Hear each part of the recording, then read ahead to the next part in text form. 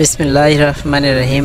Nafisa medicine কর্নারে আজ অভিনব কায়দায় প্রায় 40,000 টাকার দামি ওষুধ চুরি হয়ে গেছে।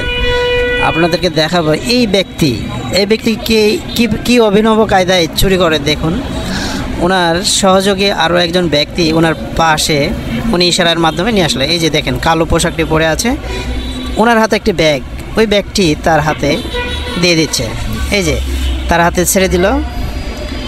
কালো গেঞ্জিওয়ালা টি শার্ট পরা ছেলেটি তার হাতের ব্যাগটি এই মেন চোরের হাতে দিয়ে দিল। এই চোরটা এই যে টেবিলে রাখা ব্যাগটি নামিয়ে তার হাতের নর্মাল ব্যাগটি উপরে তুলে দিল, দোকানদারকে ব্যস্ত রাখলো, আর টি শার্ট পরা ওনার সহযোগী চলে গেল। এই যে অভিনব কায়দায় সে ফলো করছে, সে কত দূর গেল, এরপরে সেও চলে যাবে। এই যে সে তালবাহানা করছে।